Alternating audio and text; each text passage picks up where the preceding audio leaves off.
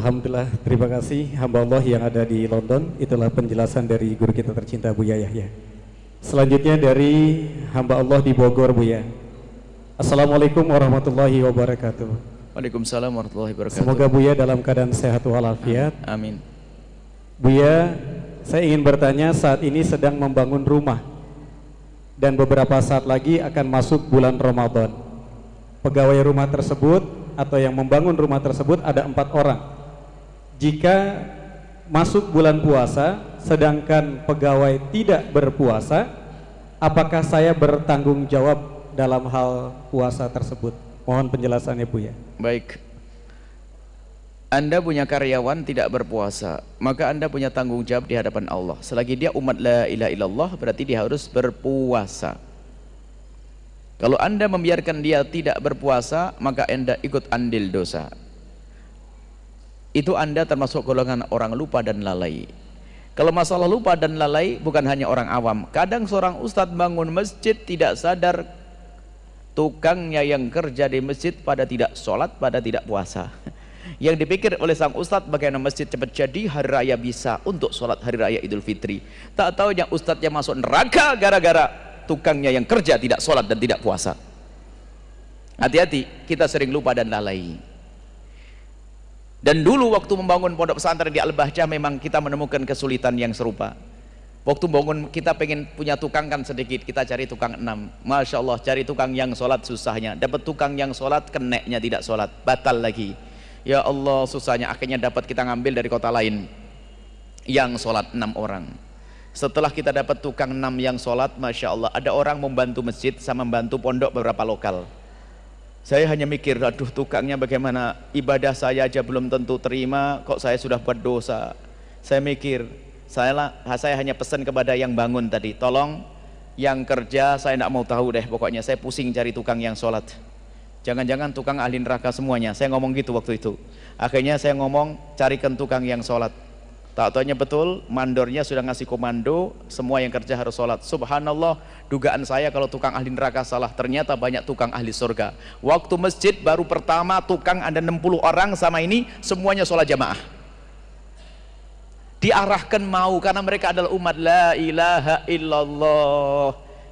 Cuman mohon waktu sholat jangan diambil waktu istirahatnya, tambah deh 15 menit untuk sholat. Akhirnya Masya Allah sholat semuanya. Wah, Alhamdulillah sholat, tidak pusing saya kalau itu. Saya bayangin cari 6 saja susah, tak taunya Allah kirim 60 tukang ahli surga. Cuman yang nakal juga ada. Ceritanya pas saya di Bogor waktu itu kisahnya, saya masih ingat betul, ada tim yang telepon, Buya ada 2 orang bagian las-las itu nggak mau sholat. Sudah kamu suruh? Sudah Buya. Nyuruhmu salah. Salah gimana Buya? Kalau nyuruh sambil kirim sarung, mungkin dia tidak punya sarung. Baik Buya, balik lagi besok dikasih sarung. Subhanallah, orang memang nekat ya. Sudah dikasih sarung, paling tidak kan sarungnya diambil kan lumayan 50.000. Sarung ditinggal, mending gak sholat, ngerokok, pindah ke satu tempat. Kalau begitu bingung lagi. Hari yang keempatnya kita sampaikan, ini suruh sholat ya, puasa otomatis nanti. Setelah itu kami sampaikan, bilang saja, ini peraturan Buya, bahwasanya semua yang kerja di sini harus sholat. Rupanya dia sedikit cerdas, dia berkata, saya tidak kerja dengan Buya, saya tidak kenal Buya kok. Memang dia kerjanya sama mandornya tadi, bener juga kan dia, saya tidak kerja sama Buya.